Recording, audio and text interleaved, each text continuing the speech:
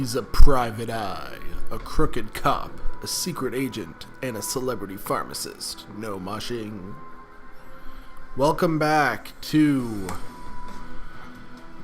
Shadowrun Returns Let's Play with your friend No Moshing and the face character. I'm actually having to rewind my game here. I previously had recorded the video for today, but what ended up happening is that I was too close to the mic, I guess, and you could hear my breathing, and it was really obnoxious. So I decided to just go ahead and save you guys from that. Anyway, here we are at Pike Place Market, which is an actual place in Seattle, or so I'm told by my friend Aston Dexter. Go check out his Twitch TV feed if you get a chance. He's a pretty funny guy. But apparently, like, Pike Place actually doesn't look anything like this. I mean, not just that there's no Universal Brotherhood building or whatever, but it's actually supposed to be like a series of stacked balconies. Anyway, if you know the meta plot of Shadowrun, you already know that the Universal Brotherhood is bad news. This guy's just proselytizing. You know, I actually have no idea how that word's pronounced. Oh hey, scared off the pigeons. It's kind of cool. This is like the best joke in the game right here. Refurbished flowers. Kind of reminds me of Chuck Palahniuk, the guy who wrote Fight Club, wrote another book called Survivor, and in it there's a guy who's like the housekeeper for a rich couple, and all that he does for their entire garden is steals fake flowers from cemeteries and plants them in the ground. Anyway, we're here at Pike Place looking for Pico, or Paco, this guy, not Pico, that's a different game. It's kind of neat that other than Jake Armitage, the other two characters that you get in your party, or the other characters that you get in your party period, are all ethnic. Well, like, not ethnic, non-white. That was actually a terrible thing to say, I'm sorry. Yeah, Paco here is a ganger. He acts all tough, but he's actually a decent dude. He just wants to make sure that his girlfriend, Coyote, is safe. And we need Coyote, because Coyote was the last person to have seen Sam Watts alive. In case you're not really reading these things while I go through them.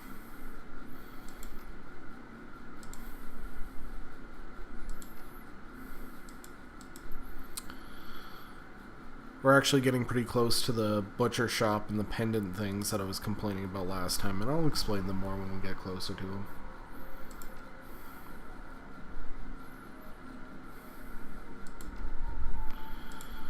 Anyway, Paco kind of sucks in a gunfight, so hopefully he'll be on his ball today. Because I'd really hate for my definitely subpar character to be snacking on lead the whole time. Oh, I don't have quite enough karma yet.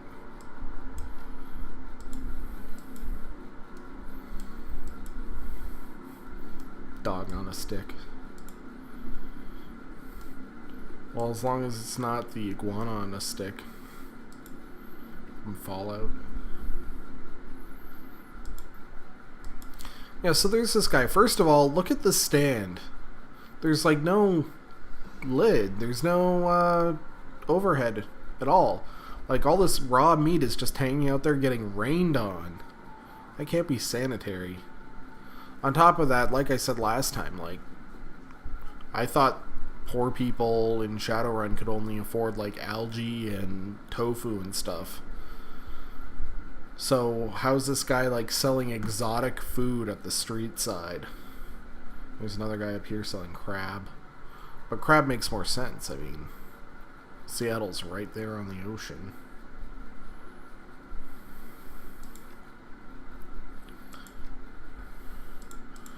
So this is where you get the zebra meat off the order, and you find out that it's mostly used for feeding hellhounds. A little bit of foreshadowing there.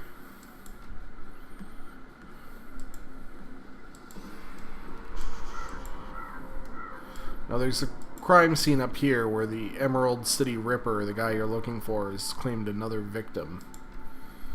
But I'm gonna... there's that pendant side mission that kind of goes in here, so I'm gonna pass that by for now.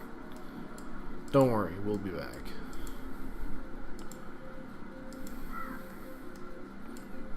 Just love scaring away those birds. Ha ha ha. Alright. Stuffer shacks.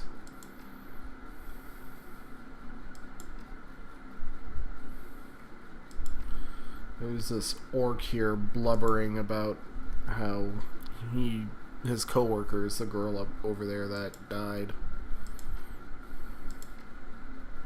But you have to be really nice to this guy, or else he'll just tell you to go fuck yourself. Can you say fuck on YouTube? Shit. Damn! Ah! Anyway, he asks for you to get the evidence of her pendant there.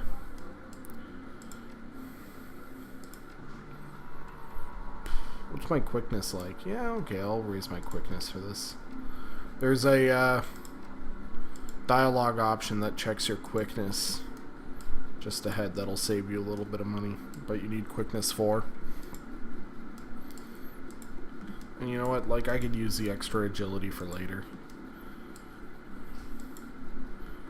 Officer Landers. I wish Officer Landers had a portrait, because she is really rocking that hourglass figure there. Use my security etiquette. You'll get a lot of use out of that right away, by the way. So it's not bad at all for a first etiquette to have in the game. Oh, bite marks. Ugh. Bite marks are always creepy. See? I'm gonna do the old pretend to drop my PDA and then grab the necklace. And yeah, they make a kind of a big deal out of it being wood and how wood is so rare. But, like, you can't fence that crap. You have to take basically what that orc offers you. I don't know if that was a bug or anything, but I think you should be able to. Then Officer Aguirre. I'll be honest, I have no idea how to pronounce that.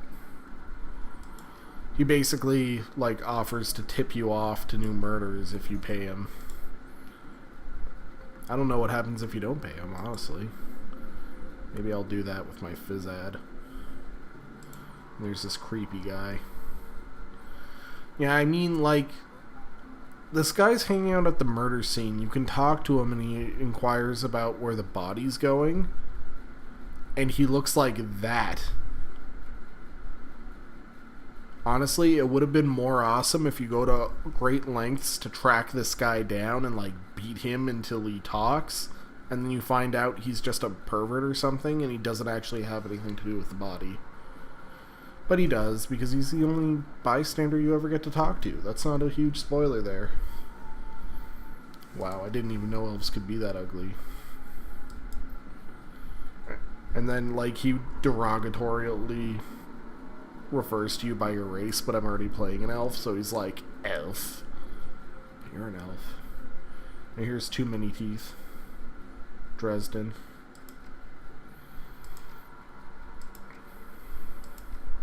Those goggles look pretty cool, though. Like, Sam Fisher wishes his goggles were that cool.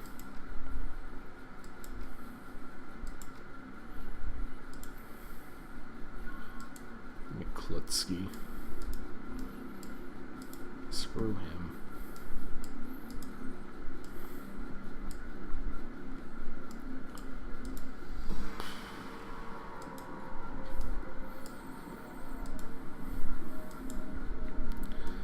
Alright, Frank.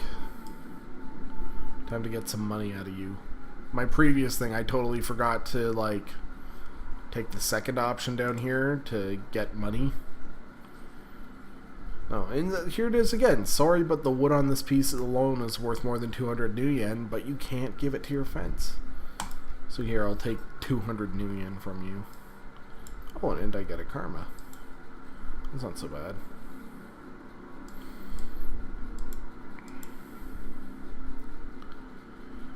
Alright, so there's this junkie here. I forget if killing him gives you any karma. But he like tries to get money off of you and you say no way, him and his buddy attack you. Oh! Missed at point blank with a shotgun.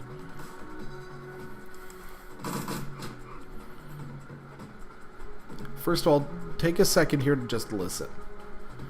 Is that music not like absolutely killer?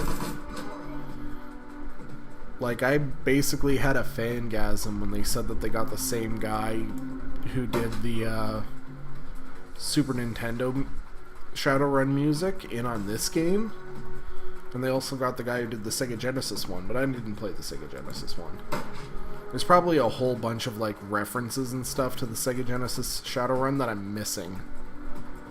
Oh, look at me go! I guess that fourth point of quickness was money, or was karma well spent. How am I doing? Oh, I need 3 more karma to go up a charisma. Yeah, I think we're done here. Let's go, Peiko. Peiko's cool because, like, he's kind of a wuss, but he comes off as, like, a big ganger type, and I thought that was an interesting thing to do with the character. Too bad he disappears down a hole once you get Coyote. Even though Coyote's supposed to be his girlfriend. Coyote's really badass too. But same thing as Peiko, where she can't hit worth jack shit. So this is the first sort of, well, hostile area, I'd say. Hey you, what do you want? You know what? You don't even have a proper name, so you're probably not that important. Alright, this guy. She's so strung out on BTLs that she can't even tell you anything useful. All her information is too suspect. This guy, sad old man.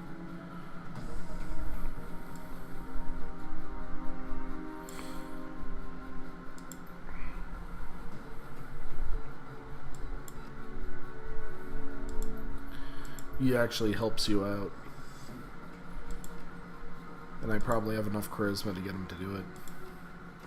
This is where things get vastly different, because the only other times I've been through here, I took once I took a Decker, and the other time was just combat characters. So I never had the charisma to open up that back way.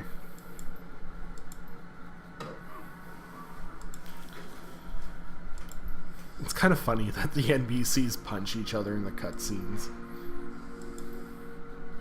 Yeah, that sad sack, his kid is gone. It might be worth helping him out for the karma. Yeah, sure.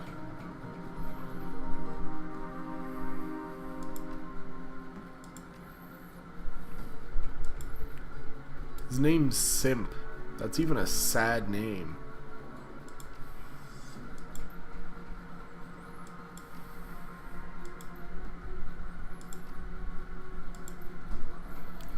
I'm not worried about... I'm gonna go up the back way to the top floor. This guy also has jazz in his room, because jazz is awesome. Probably not gonna need that grenade.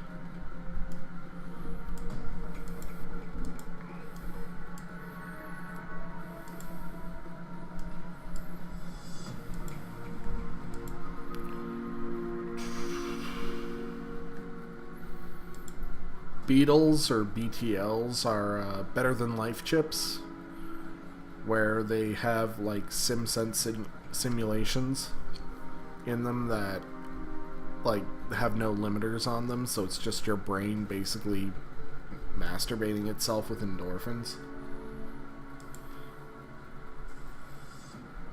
Huh.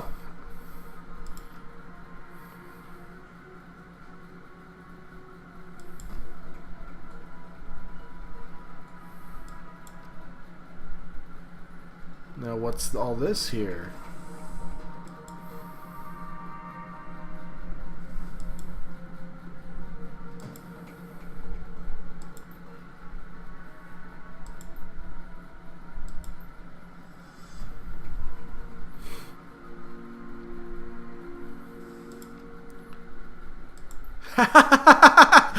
What do you think, Peiko? Should we kick these guys?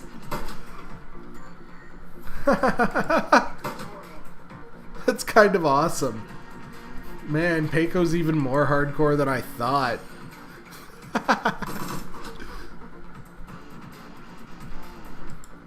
Oh, and this guy didn't even get a shot off.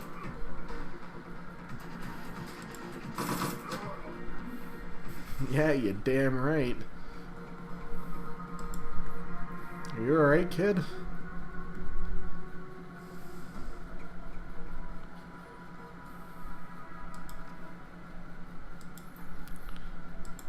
Alright, I'll tell your dad. You can also mess with these beetle junkies here.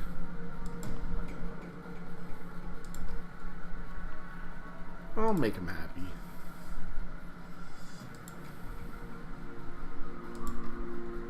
Also, if you're a decker, you can hack the elevator, but that's not my thing. At least not in this game. Hey, sad sack. Go get your boy. Oh, I don't even get karma for that? Man, that wasn't even worth the bullets I shot. Maybe if I go check up on them.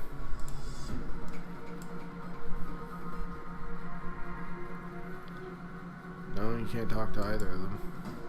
Crap. Oh, well, I guess that just karmically makes up for the fact that I totally screwed that guy outside on that pendant. Oh, hello. No, you're not a person. Yeah,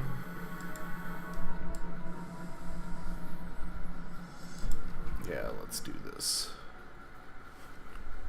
I hope this fight goes as well as last time. Because if not, I'm in some serious shit. Alright, karma.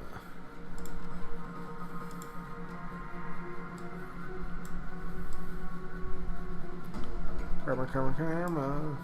Karma! I'm gonna need corporate soon. I don't know about the other two. I don't know which one I'm going to be missing out on, though. Probably Street. I don't know if even you can use Socialite.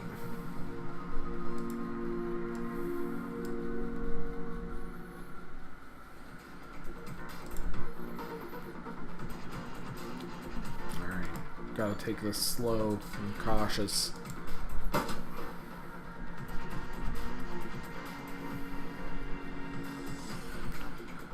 Need help over here. No, you don't. You need more bullets. Nice. That went smoothly. Perch the metal. That's not nice. By the way, this guy up here, Stevie J, yes, he's actually supposed to be that Steve Jackson, the guy who created Munchkin. I don't know why this guy rolled up and was like, hey, here's my money, make me a villain, but I guess they're just cool like that. David Gator also was one of the guys who donated, which was kind of cool, I thought.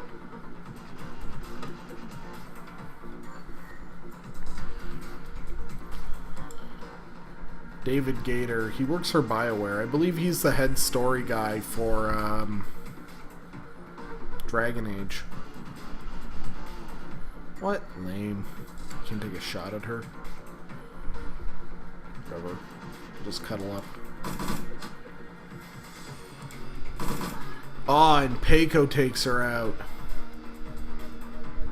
Good job. So yeah, this is Coyote. And she's a little banged up right now because of the whole thing where, you know, getting murdered by hellhounds. Not exactly healthy for you.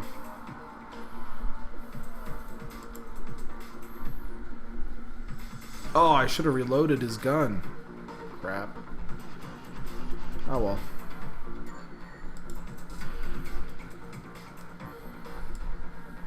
Oh, this is potentially going to be nasty.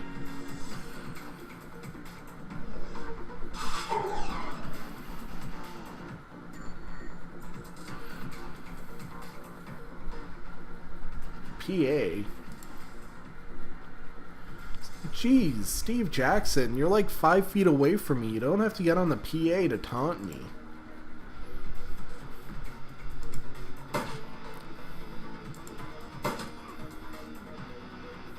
Alright, come on, Peiko. Geek the Mage. Yeah! Awesome.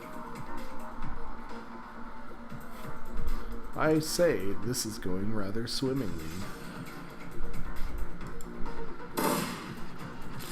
Oh, I was kind of hoping that she'd wing Steve Jackson.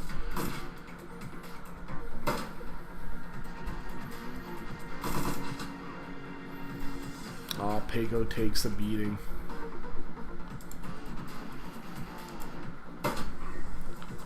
Why are all my shots weak?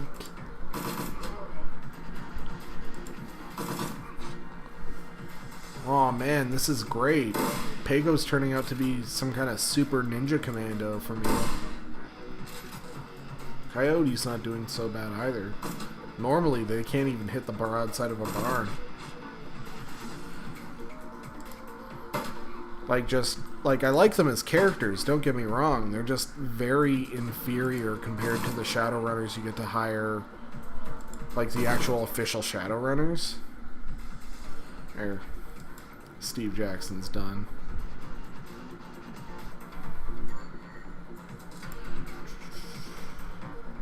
What? She still can't see that guy? That's it. Reload.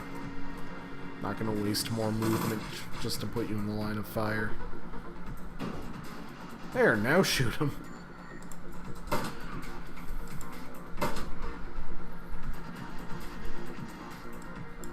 Oh, you're out of ammo too.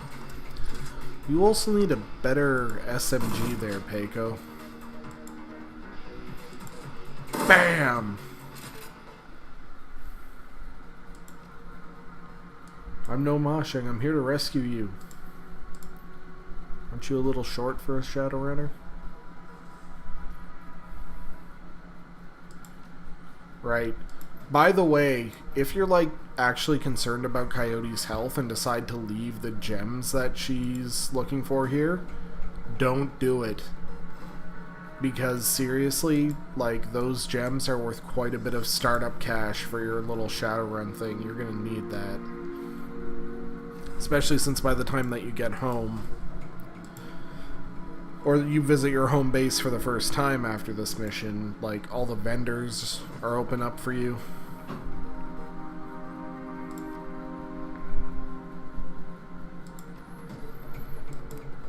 Alright, I'm probably going to need that jazz down here, because I'm really not looking forward to this fight. So I have Stevie J's passcodes, and the gems are in the last room that I haven't searched yet. That's just a kitchen up there. And this hellhound gets the drop on you. And all his attacks do AP damage. So I'm gonna snort some jazz. And it gives you AP right away too. Like, you can even use it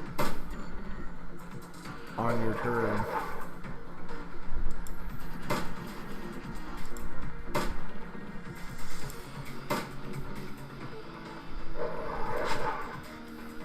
Ouch.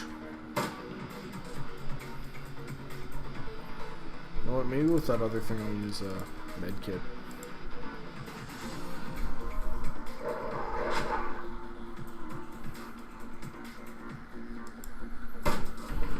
Yeah! That's how we do things downtown. I don't actually know what that means. I just got it from Ghostbusters. What's my karma doing now? 9. Alright, we're 1 point away from getting another point of charisma. Nice. So that's really the first wake-up call boss, and it actually went quite well for me. In case you're interested, I'm playing this on normal mode. So, like, I actually was quite concerned about walking into that combat, but I guess coming at it from the other direction, there's more cover. Which is why having the charisma is a good thing. Like, my physical adept that I took up here got stomped. And then again, physical adepts seem to be kind of like the weakest class. Like, I think part of the reason why is that in the tabletop game, physical adepts can all take mystic armor right away. So you can actually beef up your mystic armor, stack it with regular armor, and then wade into combat. And you can do, like, the whole magic punching thing just fine. But in this game, you need to get your chi casting up to level 8 to use mystic armor at all, and it's just a temporary buff. And then on top of spending so many XP to get your chi casting up, you have to spend so much XP to get your willpower up first to level 8. And it's just kind of ridiculous. So this is where you get access to the safe house from Mrs. Kubota. She's a pretty classy lady, I think. Peiko's still hanging out for the time being.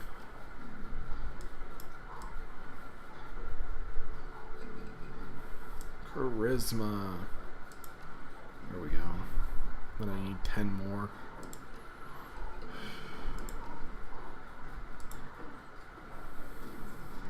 But don't worry, I'm going all the way to max charisma with this character. Well, not that you would be worried, but I'm trying to stay true to my idea here of playing the face.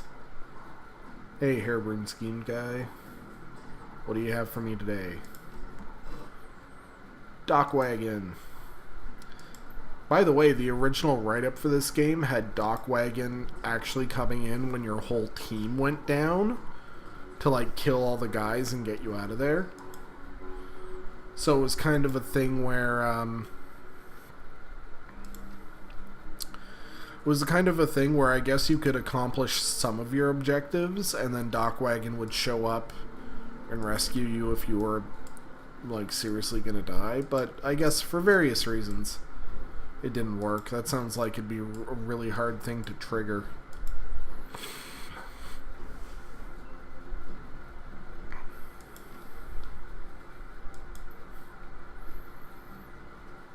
Like, just from a programming standpoint.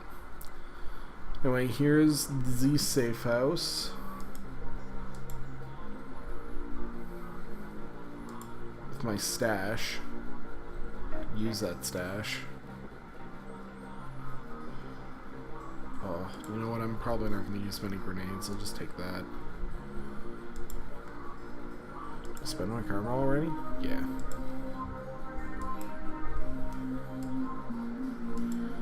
This guy Algernon sells you all your, this weird looking guy Algernon sells you all the, magic stuff. But I'm not really that interested in magic, so...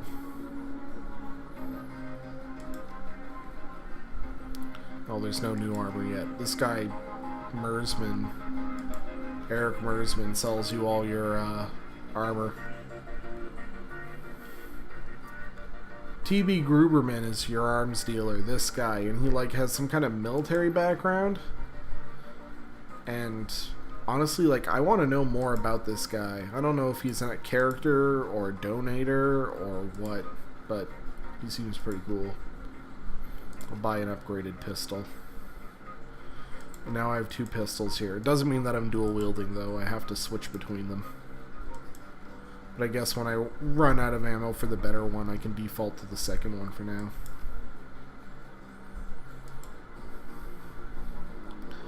David Fry II. He's your computer parts dealer. And he also lets you know that the janitor, Johnny Clean, is some kind of epic hacker, but I really don't give a crap.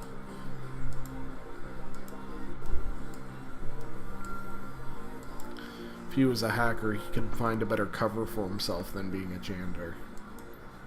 And this chick is your cyberware and med supply. Ah, it looked like you can use a hand. Ha ha ha.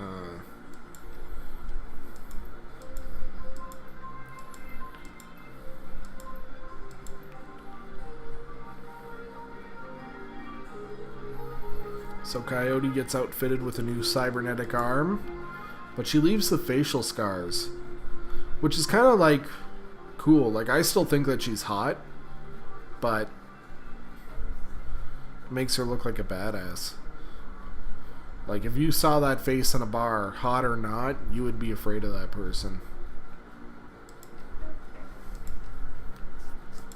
Like I said, they do a really good job on these characters, which is too bad that, like, Peiko disappears into a hole after the next mission, and Coyote disappears about 2/3 of the way through the game.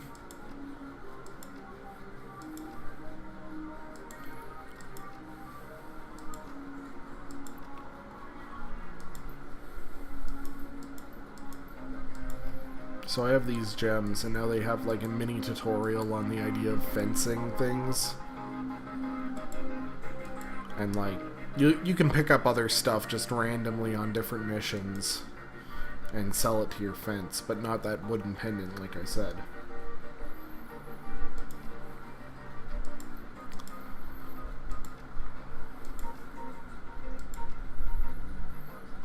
Alright, so here we go. I oughta hook up some med packs.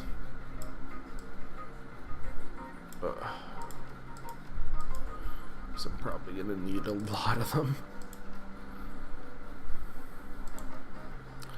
No cyberware.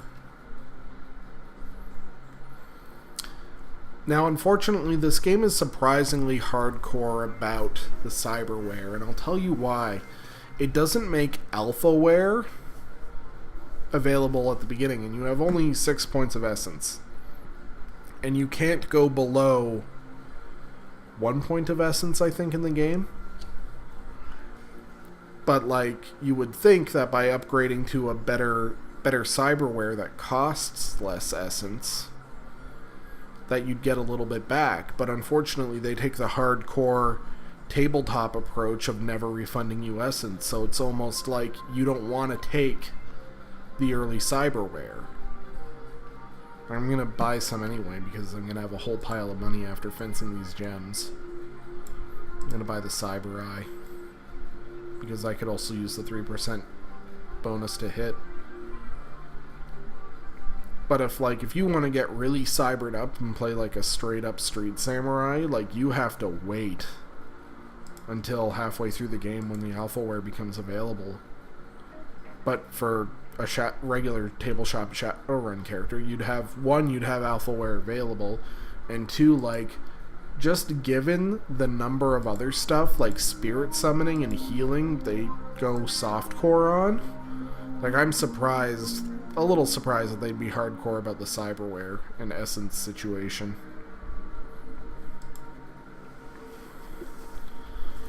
Now you have the option of holding out on this guy, but I've never done it. I don't know what would happen. So I'll just give him all the stones. I kind of don't want to screw over Coyote, even though Coyote just gives you the stones and is like, here, why don't you get paid for my job for me? Then again, I guess I did save her life. Van Grass, the fence. And this is where, like, the high charisma and all the different etiquettes come into play in a big way, because this guy buys a lot of stuff from you, and pretty much everyone uses a different etiquette. Like, this one uses academic etiquette, and it's one of 2 places that I know of in the game that reference your academic etiquette, and you actually get a pretty big payout, like 2,000 instead of 1,000 there. That's pretty awesome.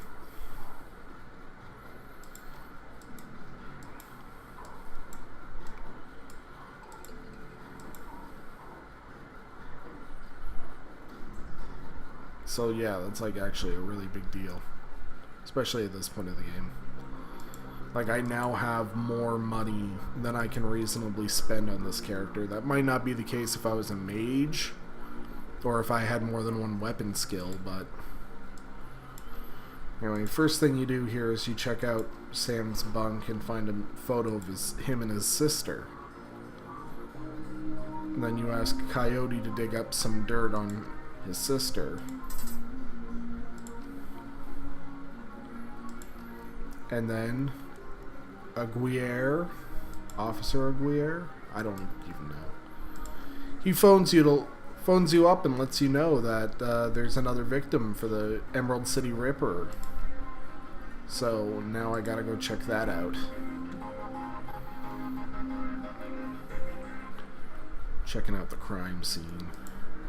Anyway, thanks a lot for listening. We'll get to the next crime scene in the next episode tomorrow. And yeah, I hope you enjoyed watching Shadowrun Returns today. Thank you very much for your time, and I'll see you next time.